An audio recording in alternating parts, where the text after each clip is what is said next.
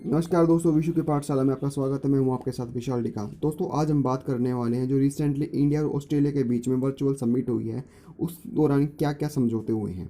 तो आइए दोस्तों शुरू करते हैं। 4 जून 2020 गुरुवार, भारतीय प्रधानमंत्री श्री नरेंद्र मोदी और ऑस्ट्रेलियन प्रधानमंत्री स्कॉट मॉरिसन के बीच में कुछ अहम समझौते हुए, जिसमें भारत और ऑस्ट्रेलिया के बीच में 7 अहम समझौते हुए हैं।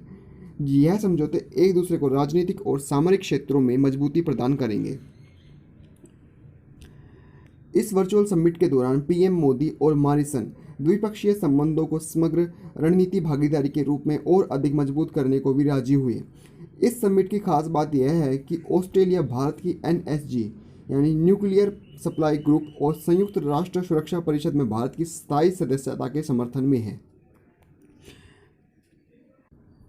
यूनाइटेड नेशन सिक्योरिटी काउंसिल, जिसका गठन 24 अक्टूबर 1945 को हुआ, न्यूयॉर्क सिटी में इसका हेडक्वार्टर है, जिसके 5 स्थायी सदस्य और 10 अस्थायी सदस्य हैं, जिनका हर 2 साल में चुनाव होता है। इसके 5 स्थायी सदस्य हैं चाइना, फ्रांस, रशिया, यूके और यूएसए। अब जानते हैं उन 7 समझौतों के बारे में। जिस पहला समझौता है म्यूचुअल लॉजिस्टिक स्पोर्ट्स एग्रीमेंट। इस समझौते के जरिए इंडिया और ऑस्ट्रेलिया एक दूसरे के नेवल बेस और सैन्य ठिकानों का इस्तेमाल कर सकेंगे, जिससे एक दूसरे के सैनिक रसद, पेट्रोलियम और अन्य सुविधाओं का आदान प्रदान कर सकेंगे, जिससे वो सागर में काफ़ी दिन तक रह सकते हैं और सर्वाइव कर सकते हैं। Mutual logistic sports agreement Bharat के लिए एक अहम समझौता है। इस समझौते के जरिए भारत चीन को हिंद महासागर में आने से रोक सकता है और इस समझौते के जरिए इंडिया और ऑस्ट्रेलिया के बीच से जो 4 रास्ते हैं, अंडमान निकोबार से मलक्का, सुंडा और बांडा सी होते हुए चाइना जैसे हिंद महासागर में एंट्री करेगा, तो वो उसके लिए पॉसिबल नहीं होगी। फिर दूसरा अहम समझौता है साइबर और साइबर इनबिल्ड क्रिटिकल टेक्नोलॉजी, जिससे दोनों देशों में साइबर हमले को रोकने में मदद मिलेगी। आजकल साइबर हमला हर देश पर होता है, जिससे उसके अहम जानकारी लीक हो जाती है। इससे दोनों देशों को सुरक्षा मिलेगी।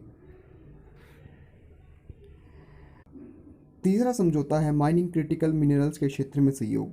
माइनिंग के क्षेत्र में दोनों देश एक दूसरे की मदद करेंगे तथा नए नए क्षेत्रों की खोज करेंगे।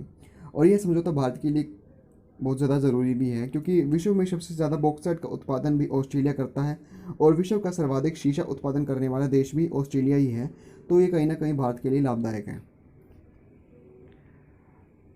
चौथा समझौता है लोक प्रशासन और ई गवर्नेंस सुधार के क्षेत्र में सहयोग, जिससे दोनों देशों के बीच में आने वाले पर्यटकों को फायदा मिलेगा। पांचवा समझौता है व्यावसायिक शिक्षा और प्रशिक्षण में सहयोग। इस समझौते से दोनों देशों के विद्यार्थी और शोधकर्ताओं को भरपूर मदद मिलेगी। छठा समझौता है रक्षा, विज्ञान और तकनीकी में सहयोग के लिए समझौता, जो दोनों देशों की सुरक्षा के लिहाज से बेहद खास है और दोनों ही देश विज्ञान और प्रौद्योगिकी और अनुसंधान के क्षेत्र में सहयोग को बढ़ाएंगे। सातवां समझौता है जल स्रोत प्रबंधन के लिए दोनों देश एक दूसरे का सहयोग करेंगे और यह जरूरी भी है, क्योंकि भारत के कई इलाकों में साफ पानी नहीं है, जिसमें ऑस्ट्रेलिया भारत की मदद करेगा। तो दोस्तों, ये थे 7 अहम समझौते जो भारत और ऑस्ट्रेलिया के बीच में हुए हैं और ये एग्ज़ाम के पॉइंट ऑफ व्यू से काफ़ी ज़्यादा इंपॉर्टेंट है। इनमें से क्वेश्चन पूछे जा सकते हैं। थैंक यू दोस्तों।